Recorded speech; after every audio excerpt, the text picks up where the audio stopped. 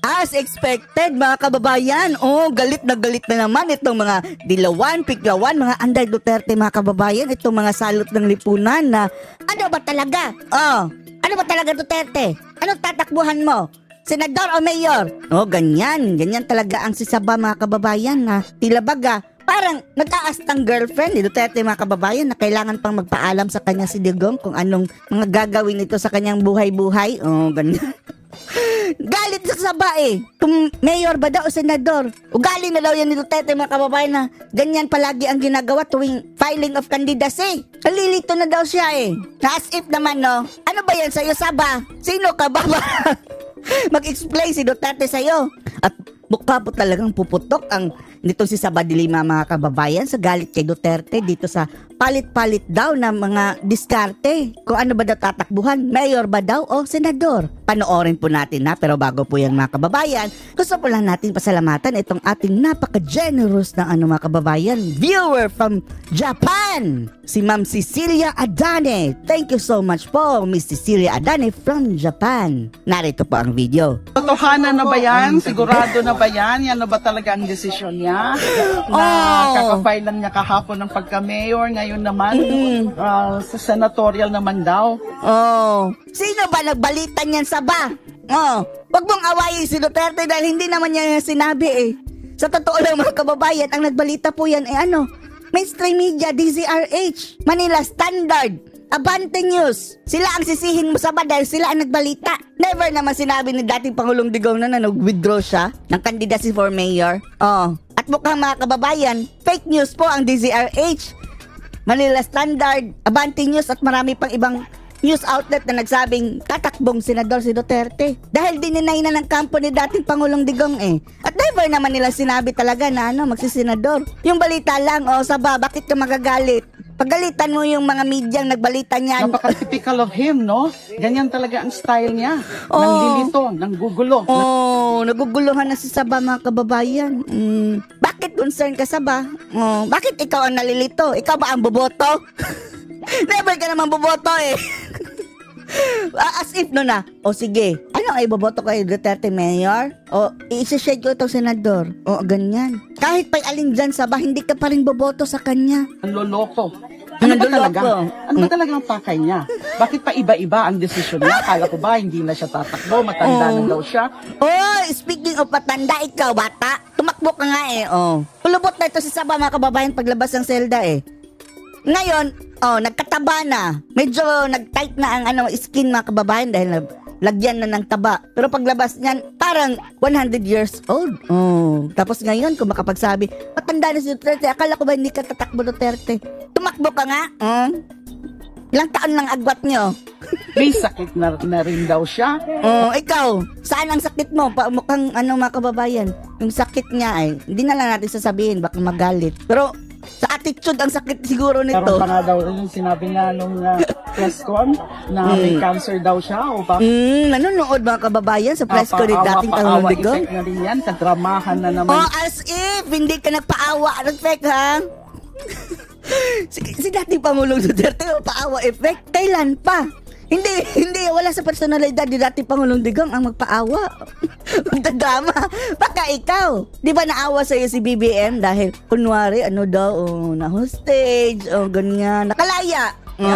So, hindi natin siya maintindihan, So, sometimes, yan talaga ang purpose, para lituhin kayo. Tingnan nyo, mga kababayan, ang sinong unang umaray, siya ang guilty. Tuluda tayo kung maniniwala tayo sa kanya. Panlilin lang yan panlito. Parang sakit na sakit sa kanyang kalooban, mga kababayan, na nalito siya kung senador o mayor ang tatakbuhan ni Duterte. Sa taong bayan. At hindi dapat pinaglalaroan ng ating political system. Okay lang yan. Hindi pa naman yan final Ikaw ang naglalaro sa political system, Saba, dahil isipin nyo na lang magbuti, mga kababayan, at tatakbong party list. Dahil hindi manalong-nalong senador Yung supposedly, mga kababayan, ang party list is para yan sa mga marginalized na mga kababayan natin na hindi na-represent ng ating mga politicians. Politician yan! Naging senador na nga, naging sabakwin na nga. Ikaw ang naglalaro sa ating political system, Saba. Ang ating electoral process, yung ganyang pabago-bago ng isip, hanggang last minute.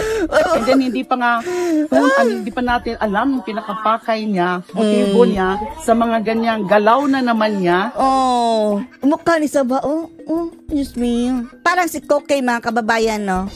Pwede itong Kokey, mga kababayan, kung mayroong mga remake ng teleseryeng Kokey. Swak na swak ito si Saba. Mga twist, mga surprising political twist na lilito lang. Na-surprise ka ba? Oh, surprising political twist daw. Na-surprise kasi si Ay, Saba. paano natin siya mapapagkatiwalaan? Ano ba yan? Is that just Sa pamamagitan ng survey. Ikumpara niyo survey niyo Saba. Anong ratings mo? O yan ang talagang sukatan ng tiwala. At kung gusto mo, ang talagang sukatan ng tiwala ay yung iboboto ka ng sambayan ng Pilipino. Tingnan natin, mag-antay tayo ha, kung sino ang mananalo dito. Tingnan natin kung paramihan kayo ng boto ni Digong. Party list at saka mayor. Dahil sa tingin natin mga kababayan, goodbye senator na. Pero ewan lang natin. Cut off na ba? Mukhang sabi alas 12. Baka mayroon pa mga twist na mangyayari mga kababayan. Kaya si Saba, galit na galit pa nga hanggang ngayon. kind of desperation? Is that really yung dahil nga nakikita niya na he is also under so much scrutiny, not just sa ICC. Humanda ka Saba ha.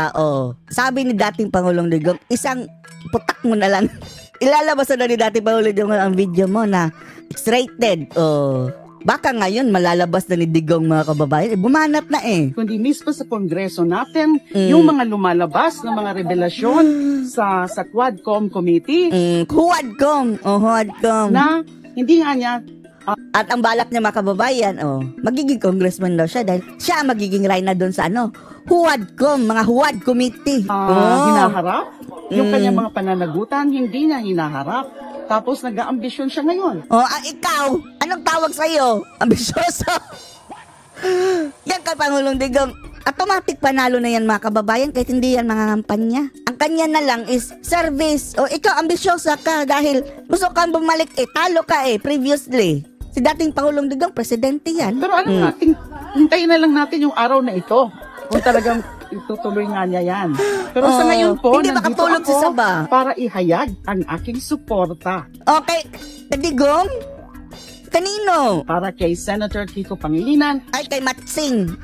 Siya po ang kandidato ng ng mga unggoy na ugali kagaya nyo. aming partido, Liberal Party. Paglalaban mo talaga namin siya, mas masisipagan po namin Sige, kahit paibigyan kayo ng 100 taong mangampanya. Go ahead. Partida. kampanya sa kanya bilang aming Matsing na kandidato mga kababayan. Ma'am, from 2020. Totohanan na ba Anong masasabi niyo dito mga kababayan sa as expected na galit ang mga animal ng mga anti-Duterte dahil sa balita na tatakbo ng senador.